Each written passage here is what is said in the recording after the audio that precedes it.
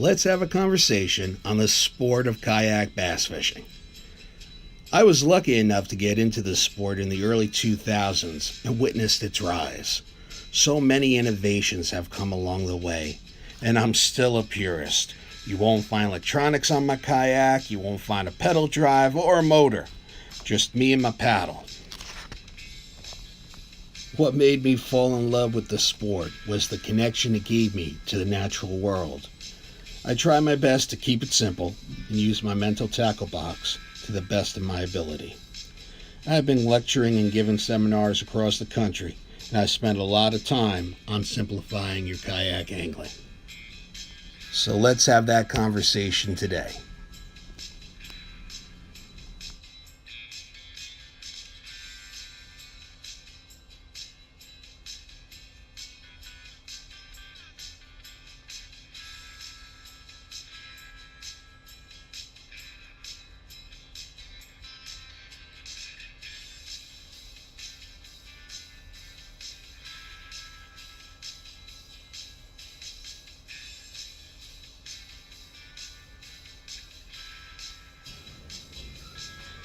Let's simplify our kayak fishing.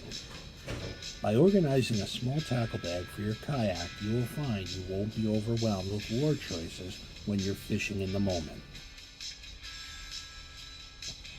Well, we have here another Mega Strike bass spinnerbait fish.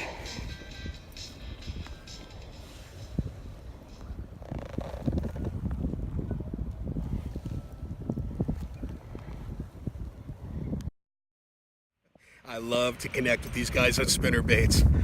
Early spring, these guys are hitting the blades, man. Throw those spinnerbaits. I'm going with that gold willow leaf right there. Early spring spinnerbait bassing. I love it. Can't get enough of it. I'm working this shallow cove here.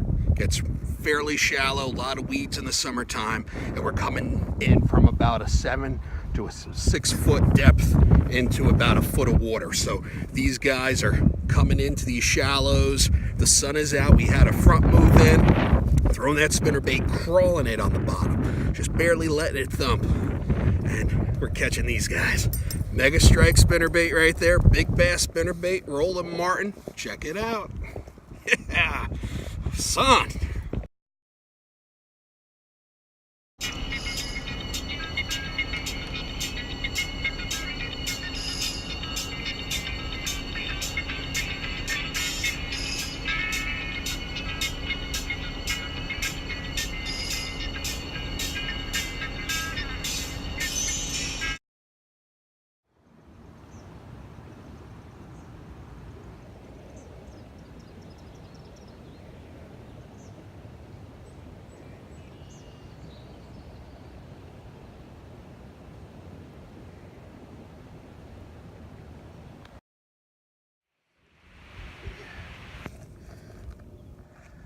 One thing I think fishermen, anglers fall victim to is having too much tackle on your kayak. And what I mean by that is, some guys go out there and they have 7 to 8 rods, huge tackle bag, tons of lures. And as fishermen, we always want to know, oh, we got all these different colors to switch to, and but on a kayak, your surface is limited.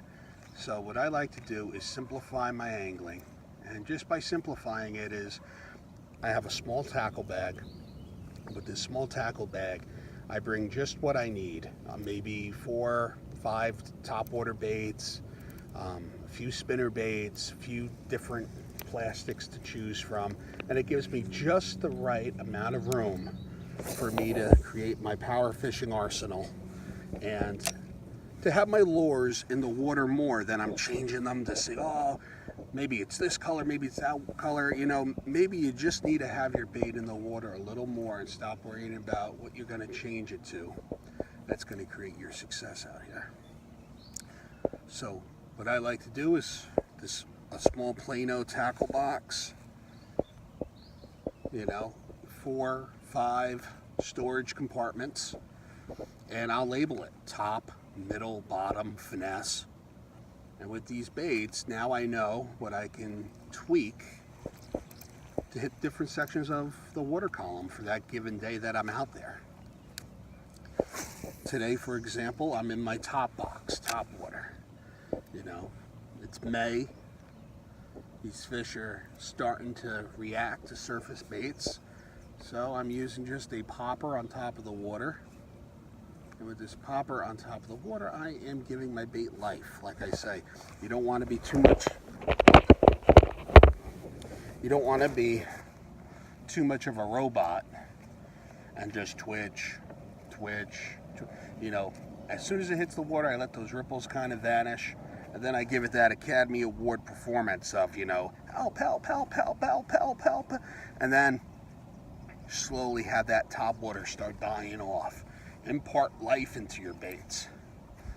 You'll see, by doing that, you turn that piece of plastic into a living creature that fell into the surface of the body of water you're fishing.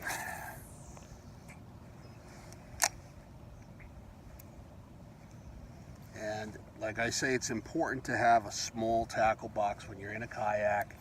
Simplify your angling.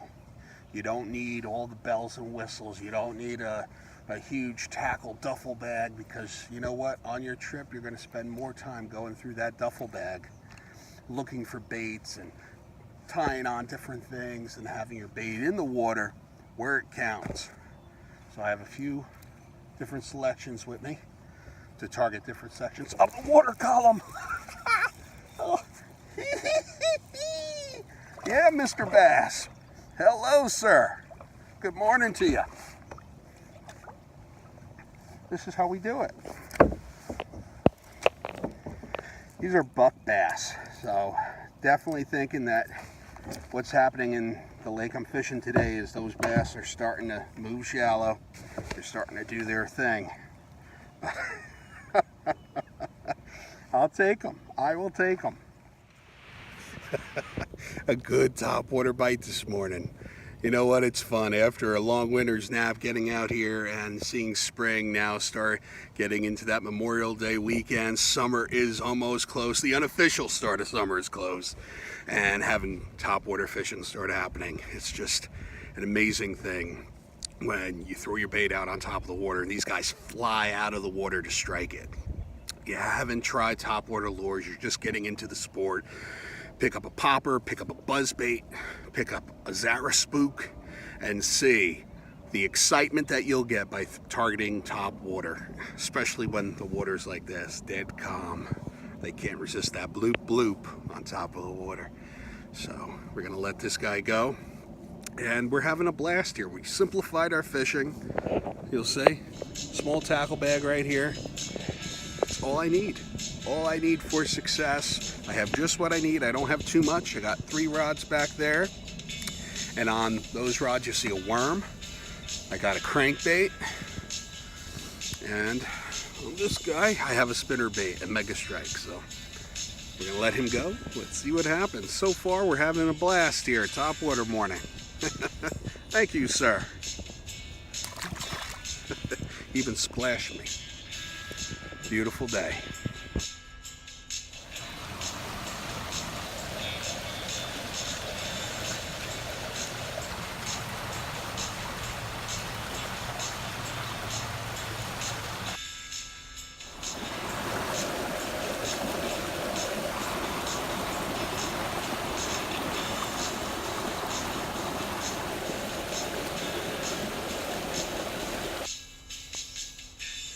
First bass on top water. Love it. May in New Jersey. They're just starting to come up on top for those top water explosions. And just subtly throwing my top water, letting it hit the water. When you see those ripples start vanishing, you give it slight twitches, show that it's struggling, create life in that bait. Just don't be like a robot and twitch, twitch, twitch, twitch. You know, give that bait a story, make it struggle a little bit, and then have it start tapering off. And you know what? The bass can't resist a good top water retrieve, and this guy fell victim to it. So we're gonna let him go. He's not a giant by any means, but it's also a very calm, flat day. The sun's starting to come out, so hopefully that top water bite stays on. If not, I got a plan. So let's see what happens. Some hot spots to look for: any aerators that are in your lake, hit them up. They hold fish. Also, streams that are coming in, oxygen's coming in along with food and nutrients for those fish. Lily pads are great hangouts. Find those areas and hit them up, target them, and you'll have success when you're out on the water on your next trip.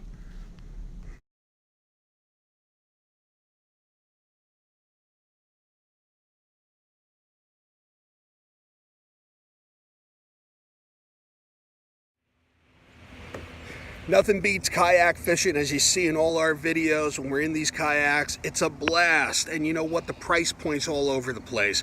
You can get into the sport for practically nothing. And it's a great investment, great family investment.